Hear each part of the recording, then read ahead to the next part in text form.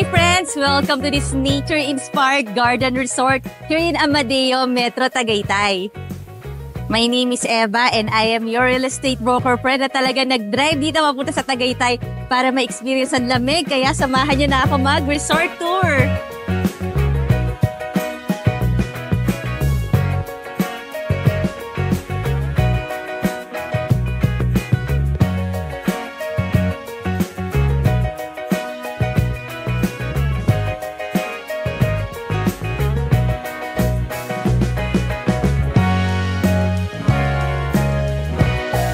Fully furnished resort ito na napakalapit lang talaga sa Tagaytay. Kaya ang lamig ngayon at nandito tayo sa isang magandang spot ng resort. Merong coffee table, so parang maraming dining area dito. So ito yung isa na napapaligiran din ng mga plants. Ang gaganda ng mga rubber plants to. Meron tong lot area na 824 square meters at ang floor area about 350 square meters. So ito na yung una nating alfresco dining. Tapos merong isa dito.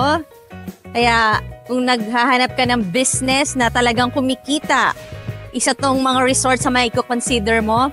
Meron ka pa ritong umbrella. Tapos dito pwede ka maglagay pa ng mga chairs dyan.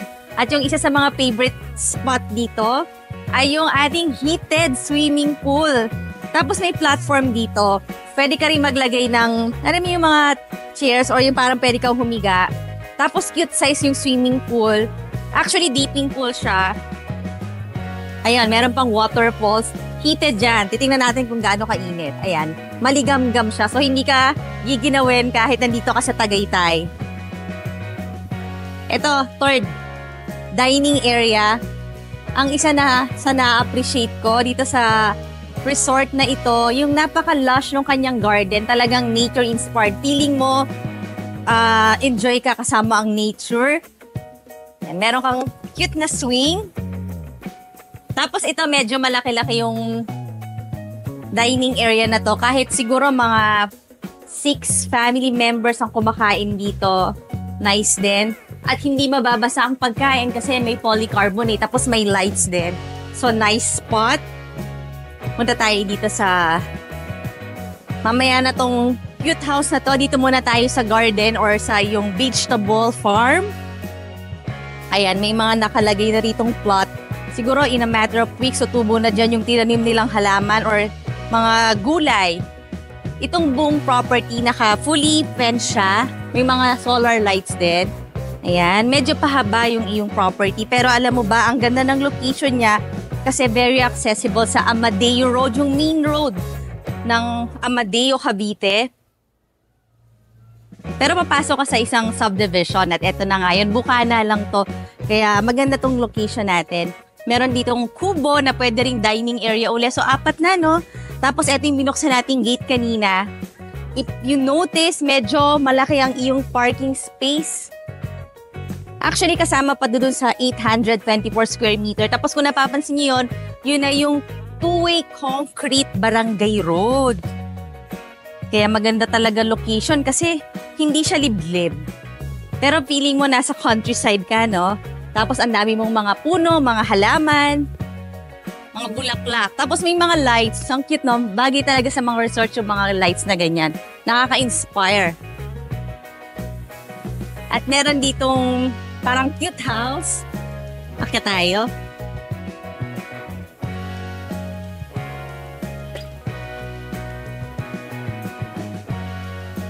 Meron siyang mirror. Tapos parang chill area lang ito pag gusto mo yung malapit ka sa swimming pool, pwede ka dito. Or pwede siyang tulugan ng isang tao kasi meron siyang double na to as a bed. Tapos meron ka ditong table. May privacy rin naman yan kasi pwedeng i-close yung mga curtains. Tapos meron din sliding door, may screen. Kaya kung pupunta ka sa swimming pool, accessible. Electric pad lang dito. Tapos another space, aakyat tayo dito sa hagdan. Feel na feel ko ang Tagaytay breeze. Feeling ko nasa gitna itong kabana na to dahil yun yung first side ng ating property, yung parking. Tapos kita natin dito yung parang vineyard. Tapos eto na nga ang kabana. Ganun din, pwede to sa isang tao kasi parang doubled na to as day bed. Ayan. Tapos ma-presko naman dito kasi malamig. Tapos meron kang electric fan. Tapos malaki ang iyong balcony. Napapaligiran ng mga puno, ng mga halaman ng iyong resort. Tapos ayun na ang ating main house or main villa na parang old world charm siya. Actually, very charming talaga tong resort na to. Up to here pa yung iyong balcony. Tapos ayan yung swimming pool. Yung mga neighbors mo, puro mga plants din or mga vineyards. Baba na tayo. Sa mga home buyers natin dyan o yung mga gusto magkaroon ng sarili nilang resort, napakaganda nitong resort na to para sa inyo. Alam nyo ba na ang hirap kumuha ng weekends dito? Talagang fully book. Kaya ngayon, weekdays ako pumunta para alam kong ako lang yung nandito. Kasi nga pag weekends, laging fully book. Actually, lahat ng mga property sa within Tagaytay, Metro Tagaytay, napaka-profitable dahil laging pinupuntahan ng mga tao. Only 1 hour drive away lang sa Manila. Tapos eto na uli yung ating very charming facade ng iyong house or ng iyong villa. Para makapunta ka dyan, meron ka ditong path, pero marami kang makikita mga puno sa paligid. Dito sa side na to, meron din. Pwede rin dito mag-ihaw-ihaw. Ayan, meron ka ditong grilling area. So, para siyang private resort talaga. Tapos, eto na yung pinaka main dining area. Actually, another small dining area here. Kaya kahit maraming family yung pupunta dito para mag-unwind, mag-relax, kaya i-accommodate dahil ang dami nating mga dining areas. Tapos meron ka ditong lutuan. Ayan yung mga pots mo. Ano kaya to? Parang mga bricks siya. Tapos another platform para naman sa formal dining area. Actually, may mga pupunta dito mga artista kasi nga very secluded yung place. And yet, ang lapit sa Manila ha. So, ito mga 10-seater naman. Ito ang iyong kitchen, ang iyong dining. Kompleto yan. Siyempre, may mga plates na dyan. May mga mugs para pag magkakapika sa umaga. May ref. Dahil nga, furnished naman ito. Kasama na yan. Except, siyempre, yung mga personal effects ng may-ari. Like mga paintings, mga sculpture. Kasi yan talagang kinokollect nila. Tapos itong door na to, this is just a storage area na medyo malaki-laki. Papasilip lang natin, ha? Ayan. So, ito pwede mo pa itong i-convert as a bedroom. Pero currently, used as a storage room na napakalaki. Ang dami rin kasi nilang mga gamit dito. Pero, syempre, tatanggalin naman to once ikaw na ang future owner. So, I guess, isa siyang malaking bahay or pwedeng living, dining, at may cat. Sarado na natin. Ayan. Kasi, baka sumunod yung cat. Medyo pahaba ang iyong property. At para siyang end-to-end. Kasi doon may, yung dulo ng property mo, meron doong kalsada, yung main road ng subdivision. Tapos on the other side, yun na yung road ng Amadeo. So, commercial area na yung nasa harapan.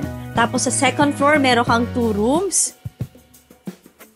Pero bago natin ipagpatuloy ang ating house tour, syempre request ko rin na i-like mo na yung Facebook page ng Home Search PH para makita mo yung pictures ito at marami ka pang makitang nice houses. And don't forget to subscribe to our channel, Home Search Philippines.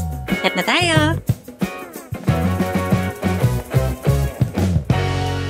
Very Filipino ang inspiration ng ating villa.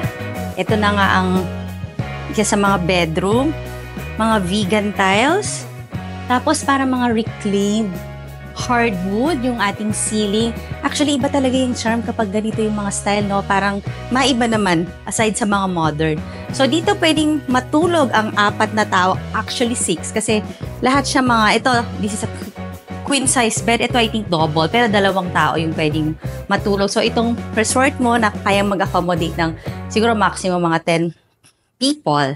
Tapos meron siyang sliding door. Kasi itong bedroom, mag-o-open sa yung living area. Puntahan natin. Let's go here. O, diba? Ang nice ng door. Circle siya. Tapos kung mapapansin nyo, yung mga capiche, yung mga lights. Tapos yung mga upuan, mga solihiya. Kaya feel na feel mo ang pagka-Filipino ng bahay na to or ng resort na to. Talagang kailangan i-preserve, no? Kasi iilan lang yung mga ganitong klaseng resort na talagang ramdam mo yung pagiging natural Filipino inspired niya. Tapos even this, yung mga bed, mga day bed lang naman ito. Tapos, actually, malaking window yan. Tapos nakikita ko na rito yung main road. Meron lang mga ilang nakalagay dyan, mga halaman, mga puno. Siyempre, may bathroom sa iyong resort. Ito yun. Cute siya. Even the bathroom look, oh. Ganda rin ng mga nakalagay na decors. Meron pang Mona Lisa. Tapos, ang ganda nito, look, yung iyong basin. Tapos, meron din siyang shower. Meron ng water heater. Dito sa side na to. Tapos, yung mga TNG ba yan? Yung mga bubong niya, ay yung mga ceiling niya talagang kahoy. Mga naturally preserved hardwoods. Ito na yung labas niya. O, di ba? Ang dami pang mga bato. So, up to here yung property line mo.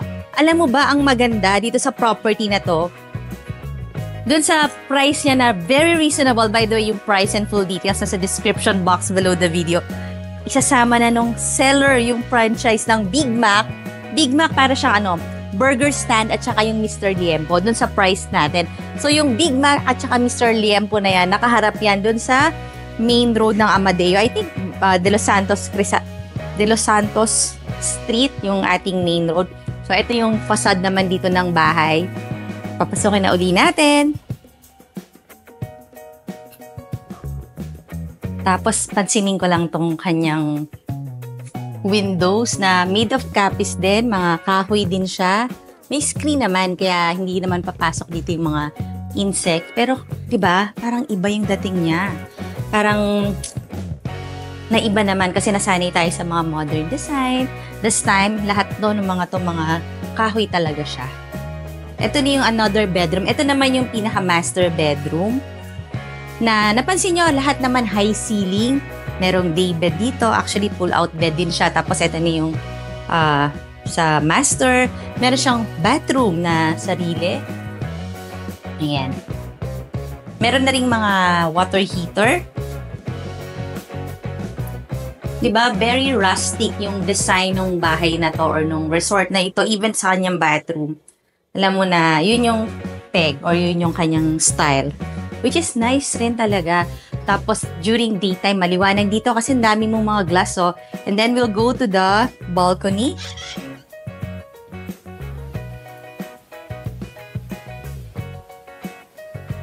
Ayan, nandito pa rin yung mga kakaiba or para sa akin, mga Filipino-inspired kapis windows. Pati itong mga kahoy na to. Medyo malaki itong balcony, no? Tapos mapasok na yung ibang halaman. Ano lang naman to, bougainvillea. Tapos meron kang jacuzzi. Ay, ano bang tawag dito? Hindi pala siya jacuzzi. This is a sauna. Thank you. Tapos meron ka ritong, syempre, bench. O, diba? Ang taas ng ceiling. And overlooking natin yung iyong swimming pool. So, kung gusto mo lang naman mag-relax, pwede kang pumunta rito.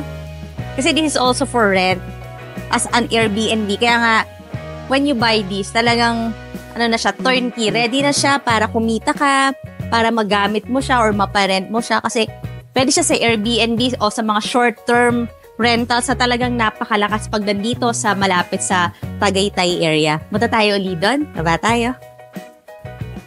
Para sa akin, talagang reasonable ang price ng resort na to.